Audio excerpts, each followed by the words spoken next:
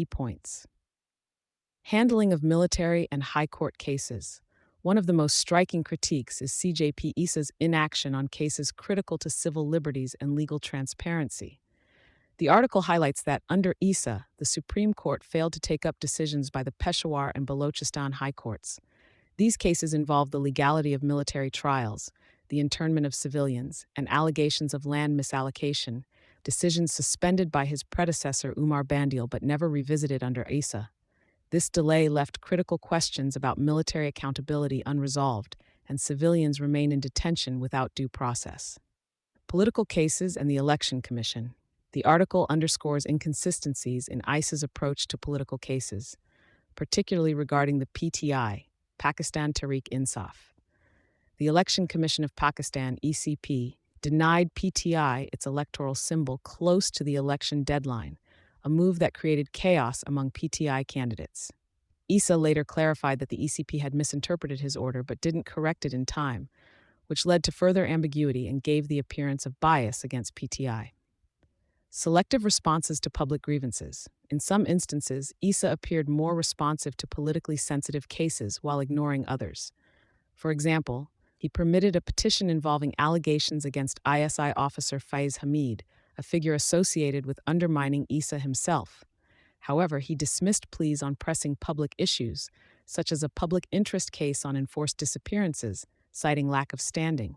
This pattern, the author argues, creates a perception of selective justice. Allegations of institutional overreach.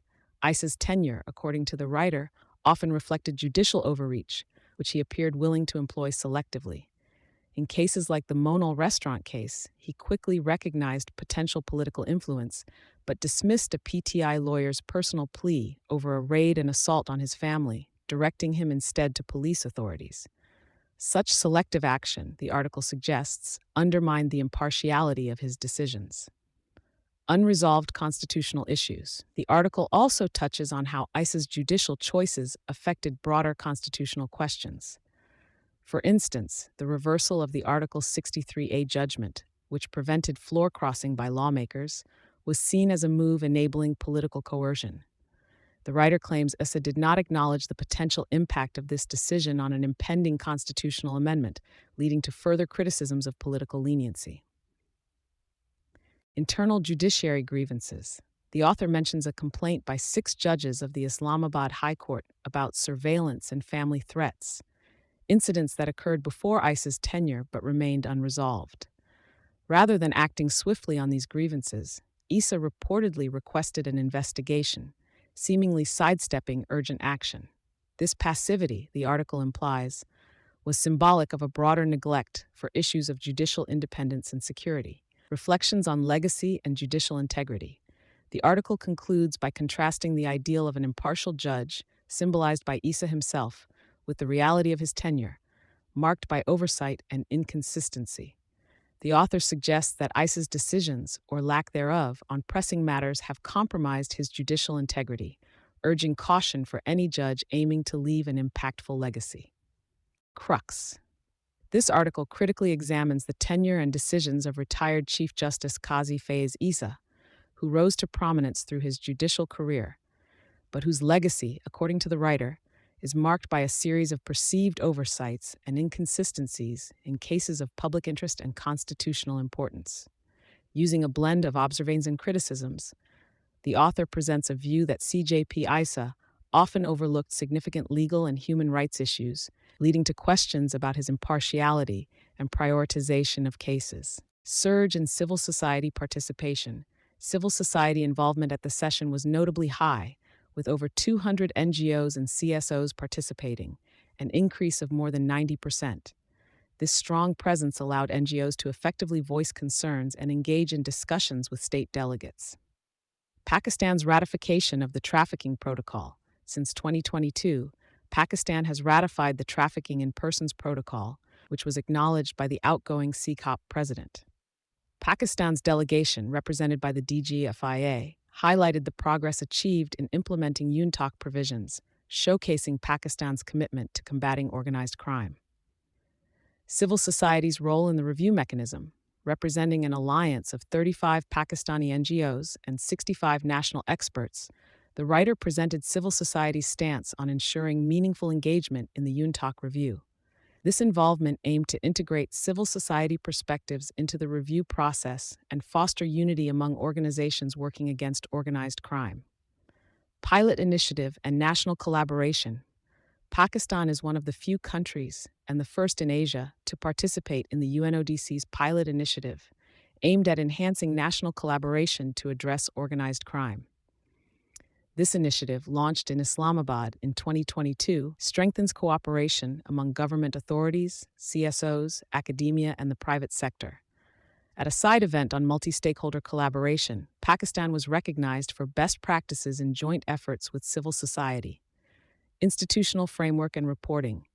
Pakistan's Interior Ministry established a UNTAC Review Secretariat, integrating civil society experts in its National Police Bureau. These experts contribute to self-assessment questionnaires for peer review, reflecting transparency in Pakistan's commitment to UNTAC.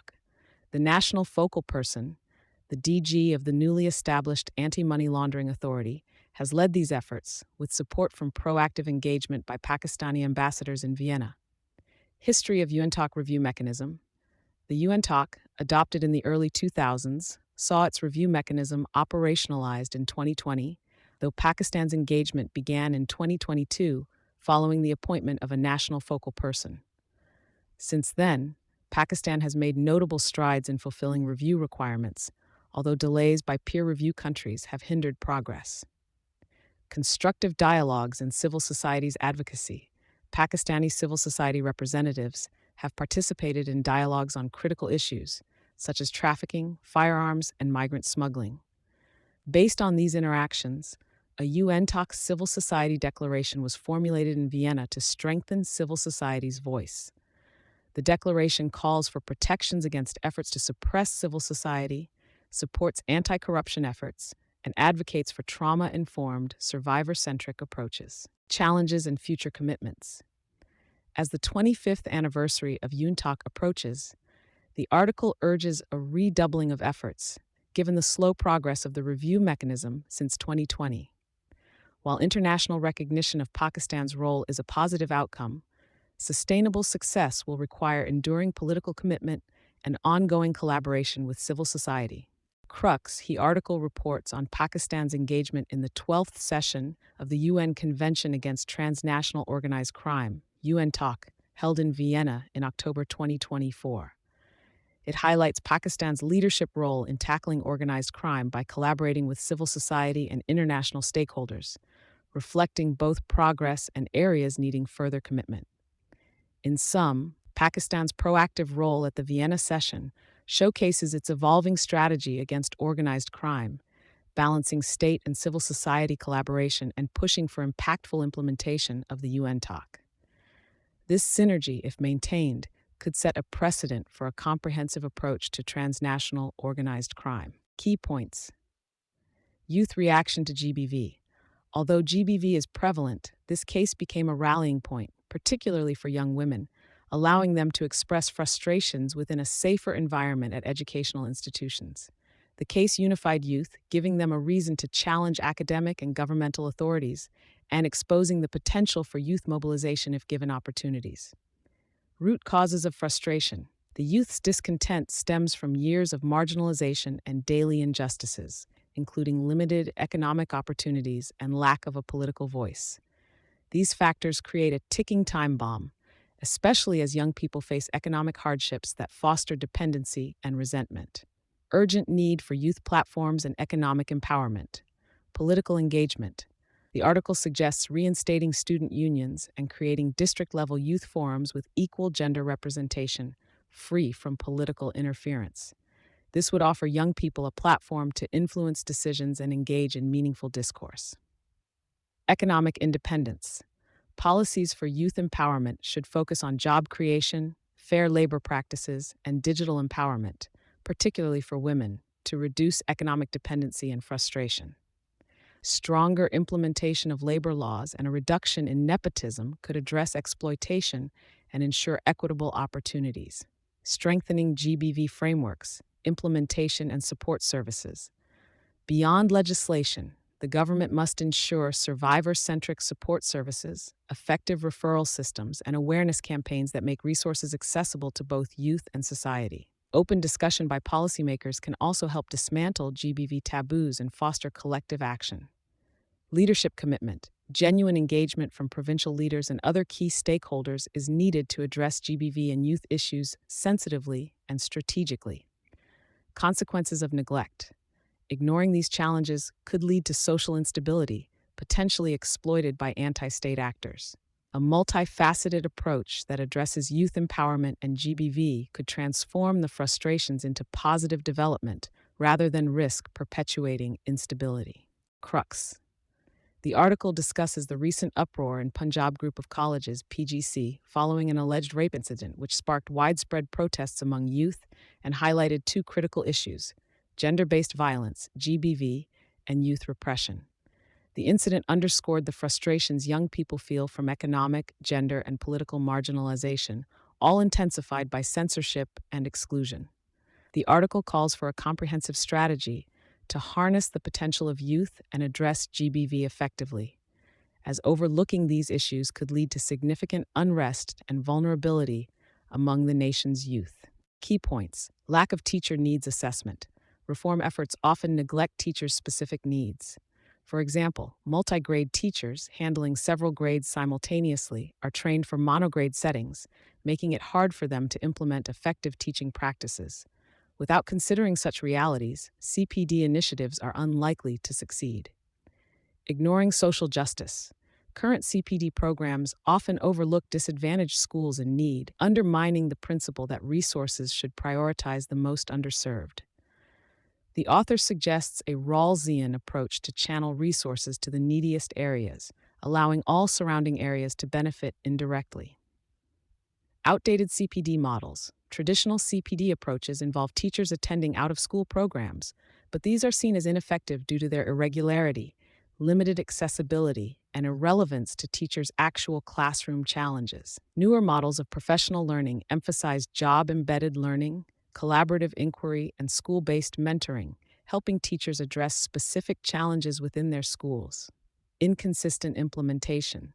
CPD programs often use the cascading model, where new methods pass through multiple channels before reaching classrooms. As each level interprets the methods differently, the intended changes are diluted, leaving classroom practices largely unaffected.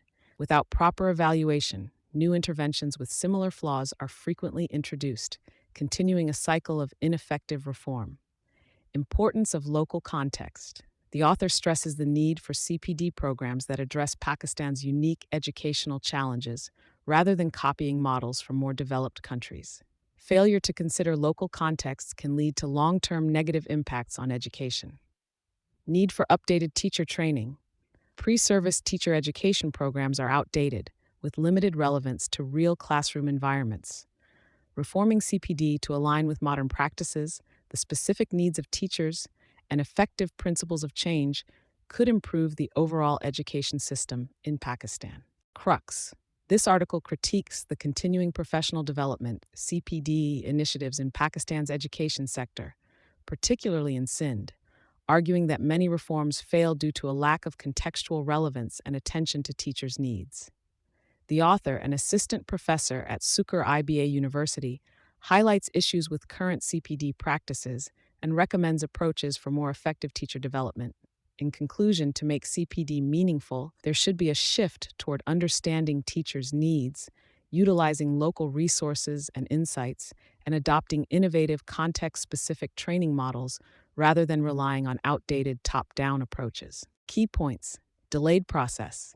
The delays stemmed from macroeconomic challenges and the need for sufficient time for potential investors to conduct thorough due diligence on PIA, which requires substantial investments. Bidders also sought clarification on the financial and operational stability of both PIA and the Islamabad airport. Investor concerns. Key demands from investors include tax reforms that would place them on equal footing with foreign investors, flexibility to alter employee terms, and assurances on the recapitalization requirements to upgrade the airline's fleet, projected to need nearly $800 million for revitalization. Government concessions. The government recently assumed a substantial portion of PIA's liabilities, including over $600 billion in debt and pension costs, to make the deal more appealing to investors. However, it has been reported that bidders are pushing for further concessions, which some view as attempts to secure a more favorable deal. Transparency and public interest. Given the potential implications of these concessions and the rumors of government compliance, there are calls for transparency. Revealing the deal details could help prevent future controversy, especially considering the ongoing IMF funding program. Crux. Finance Minister Mohammad Aurangzeb recently stated that the government aims to finalize the long-delayed privatization of Pakistan International Airlines, PIA, by next month, hoping that pending issues with interested bidders will soon be resolved. Parliamentary announcements earlier indicated that PIA, deemed financially unviable, was to be auctioned on October 30th, though previous plans aimed for a sale by June. This privatization effort aims to offload the financial strain of PIA from public finances, but balancing investor demands with public interest and ensuring an open, transparent process will be essential to avoid controversy and secure a fair deal for all parties involved. Key points. Discrimination and socioeconomic impact. The report highlights that Muslims in Europe are increasingly marginalized, facing barriers to employment, housing, education, and healthcare. Discrimination often extends beyond religion, targeting skin color, ethnicity, or immigrant background, amplifying racism and Islamophobia. Historical context and political climate. Islamophobia surged after 9/11, and extremist parties in Europe and North America have since leveraged Muslim populations as scapegoats, especially during national crises and economic downturns. Rising immigration, driven largely by conflicts in Afghanistan, Iraq, and Syria, where EU states have been militarily involved, has contributed to the far right's growth. Policy recommendations. The EU Rights Agency urges stricter enforcement of anti-discrimination laws and stronger measures against hate crimes. Such steps are necessary to safeguard Muslims and other minorities and to prevent a repeat of the fascist atrocities Europe experienced in the past. Crux. A recent survey by the EU's Agency for Fundamental Rights highlights a concerning rise in discrimination against the 26 million Muslims in the European Union. Conducted before the recent escalation in Middle Eastern violence on October 7, 2023, the findings show that anti-Muslim bias was already on the rise in Europe. Following these recent events, incidents of Islamophobia have increased further, paralleled by rising anti-Semitism. The survey reveals that 47% of Muslims across 13 EU states reported facing discrimination, with the highest instances in Austria and Germany, where far-right political parties have gained ground. In Austria, the Freedom Party, with historical ties to Nazi ideology, recently received significant voter support. These findings underscore the need for comprehensive efforts to address discrimination and promote social cohesion across Europe. The EU's response will be pivotal in shaping a fairer environment for all its residents. Key points. Lifestyle and environmental factors, sedentary habits, poor diets, pollution, and noise contribute significantly to the increase in cardiovascular disease. Obesity rates are high, especially due to the consumption of junk foods promoted by misleading advertisements.